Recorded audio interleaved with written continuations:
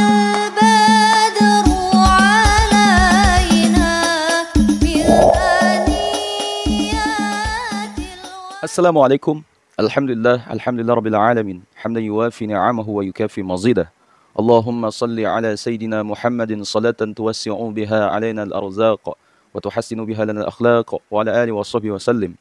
Rabbi awzi'ni an ashkura ni'mataka allati an'amta alayya wa ala walidayya wa na'mala salihan tardahu wa dakhilni bi rahmatika fi ibadikas salihin.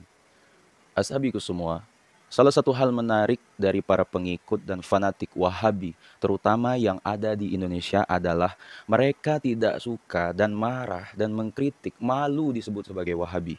Mereka lebih mengaku dan senang dipanggil sebagai Salafi, meski ternyata jauh sekali dari akhlak salafun saleh, bahkan cenderung untuk memisahkan diri dari pemahaman mayoritas para ulama.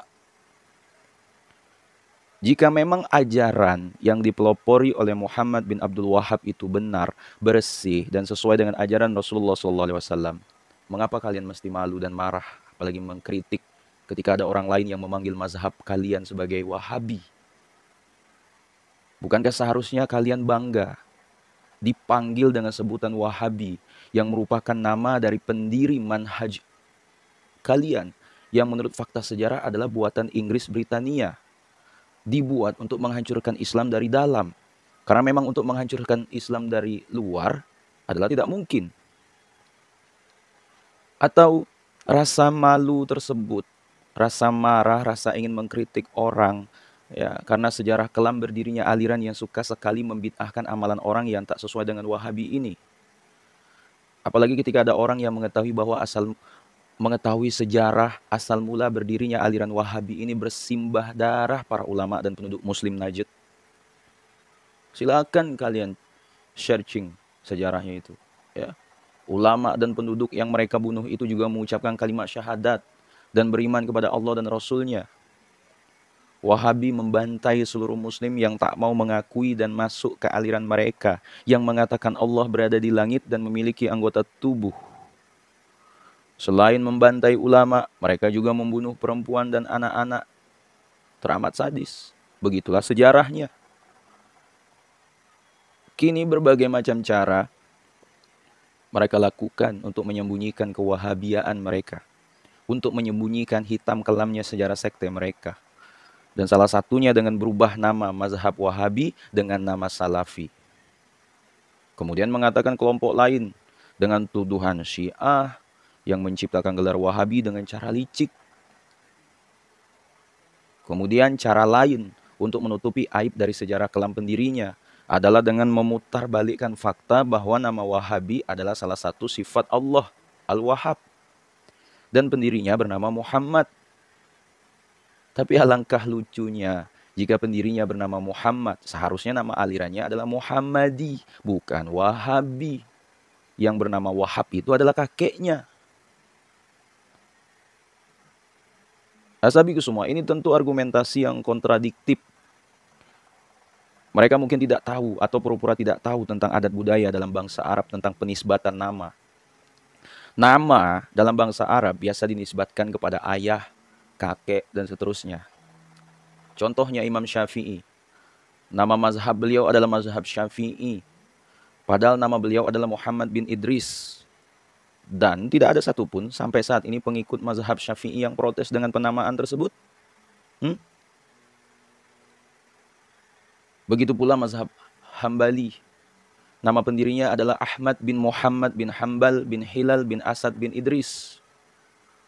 Dan tidak ada dari pengikutnya protes, lalu mengganti dengan nama mazhab Ahmadi. Kemudian untuk menutupi aib ajaran mereka yang memang sudah salah kaprah sejak awal berdirinya, mereka mengatakan bahwa penisbatan nama Wahabi bukan kepada Muhammad bin Abdul Wahab, namun kepada Abdul Wahab bin Abdurrahman bin Rustum. Loh, apakah kalian tidak pernah belajar sejarah atau membaca kitab, saudaraku? Abdurrahman bin Rustum adalah pendiri ajaran Wahbiyah abad 2 Hijriah, sedangkan Abdul Wahab adalah pendiri Wahabiyah abad 12 Hijriah. Perbedaan keduanya sangat jauh sekali. ya sudahlah ya. Kalau memang mengikuti ajaran Wahabi dan merasa ajaran itu benar, ya diterima saja dan jangan marah, jangan malu, jangan suka mengkritik, jangan suka membid'ah-bid'ahkan orang jika ada orang lain memanggil dengan sebutan Wahabi. Bukankah ulama-ulama Wahabi sendiri juga mengakui bahwa ajaran mereka adalah bernama Wahabi dan dipelopori oleh Muhammad bin Abdul Wahab? Apa cuma jamaah Wahabi Indonesia saja yang sangat malu dipanggil Wahabi atau kenapa? Para petinggi Wahabi yang bangga dengan kewahabiaannya, misalnya Syekh bin Baz, beliau bangga dengan kewahabiannya. Dalam kitab Fatawa Nur Ala Ad-Darb, ia mengatakan penamaan tersebut mahsyur untuk ulama tauhid, yakni ulama Najd. Mereka menisbahkan para ulama tersebut kepada Syekh Muhammad bin Abdul Wahab. Nama itu, Wahabiyah, adalah panggilan yang sangat mulia dan sangat agung.